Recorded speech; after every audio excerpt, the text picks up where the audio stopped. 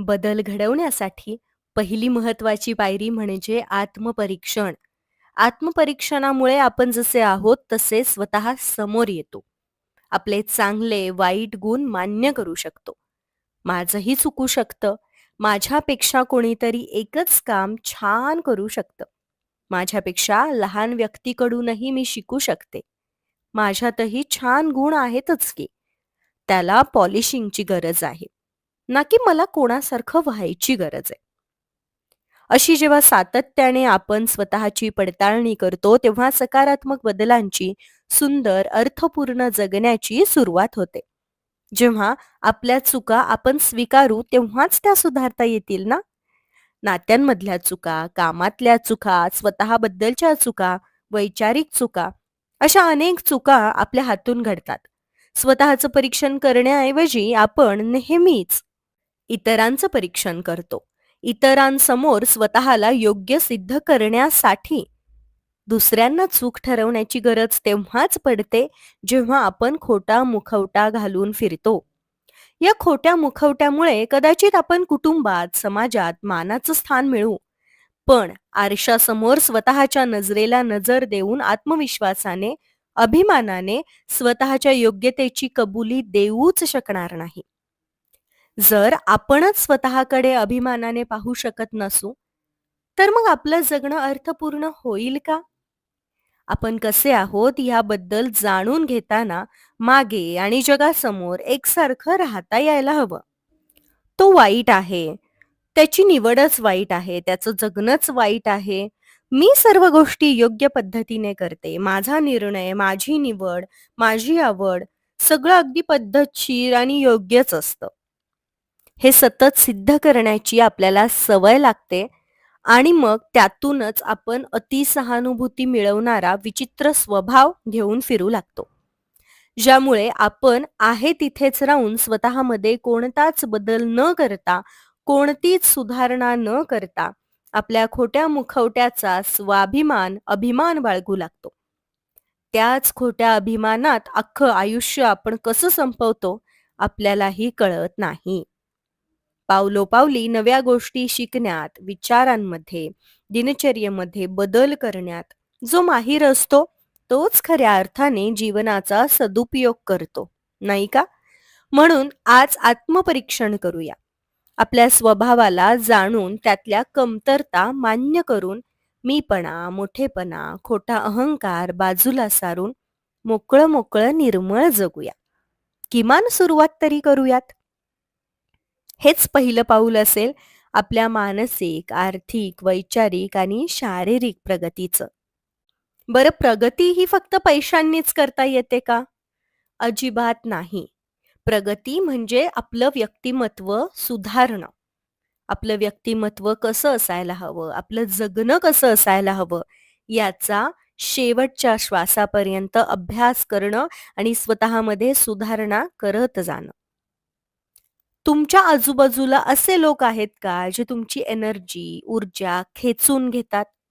कारण जर आपल्याला स्वतःच्या व्यक्तिमत्वाची प्रगती करायची असेल, तर आपण ज्या लोकांमध्ये वावरतोय, आपल्या आजूबाजूला असणारं वातावरण योग्य आहे का याची पडताळणी तर करून घ्यायलाच हवी.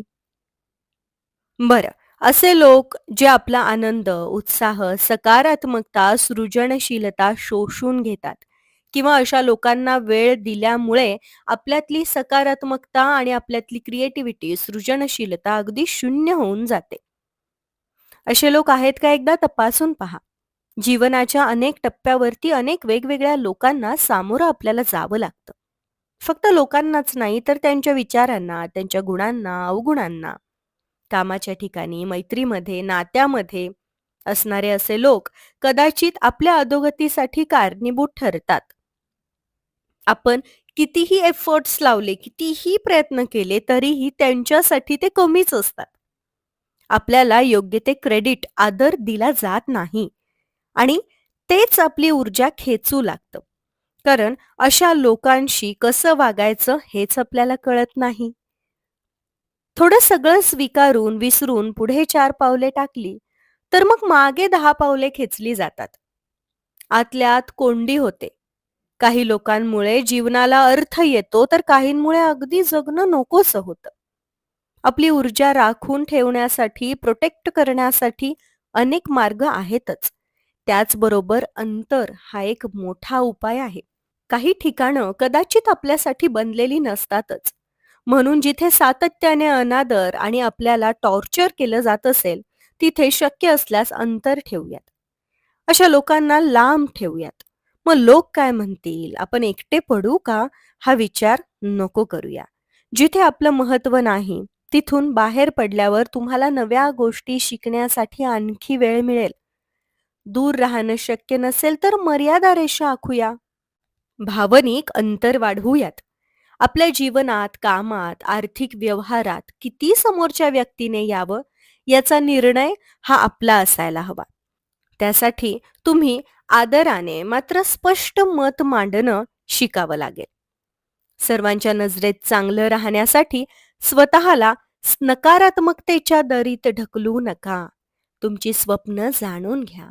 गर्दी कमी करा आणि स्वप्न वाढवा. स्वप्नांची गर्दी, स्वप्नांचा पाठलाग करा, लोकांचा नव्हे. अंतर वाढवणं आणि आपल्याला शून्य समजणाऱ्या लोकांपासून भावनिकदृष्ट्या डिटॅच होणं कठीण आहे. त्रास होईल, वेळ लागेल. अचानक मर्यादा आखताना आपल्याला आणि समोरच्यालाही त्रास होईल. समोरचा कदाचित विचित्र वागेल, आपल्याला आणखी वाईट ठरवेल. पण आपण खचून न जाता खंबीर राहू. रडू, पडू, पुन्हा चुका करू, मात्र त्यातून घेतलेली शिकवण आयुष्यभर लक्षात ठेवू. आपल्या जीवनाला अर्थ देण्यासाठी, आपल्या हातून उत्तम कामगिरी घडवून आणण्यासाठी, आपल्या आजूबाजूला विचारांनी सदृढ व्यवहार जाणणारे लोक असायला हवेत, यासाठी प्रयत्न करणं गरजेचं आहे. गर्दी कमी झाली की स्वप्न आपोआप स्पष्ट होतात. आणि म्हणूनच जे स्वतःसोबत इतरांना महत्त्व देतात, इतरांच्या मताला, वेळेला महत्त्व देतात, त्यांचा आदर करतात, इतरांचं कौतुक करू शकतात आणि सर्वांशी एकसारखं वागू शकतात, हेच लोक आपल्या प्रगतीचं कारण बनतात. आणि हे सत्य आहे. हे आपण जितकं लवकर स्वीकारू, तितके जास्त शांत आणि अर्थपूर्ण आयुष्य आपण जगू शकू. तुमच्या या नवीन जीवनामध्ये पाऊल ठेवण्यासाठी तुम्ही तयार आहात का? आज आपण जे काही ऐकलं, स्वतःचं आत्मपरीक्षण करणे आणि आजूबाजूची गर्दी कमी करणे, याला तुम्ही सहमत आहात का? आणि यासाठी तुम्ही प्रयत्न करणार आहात का? मला कमेंट्समध्ये जरूर सांगा.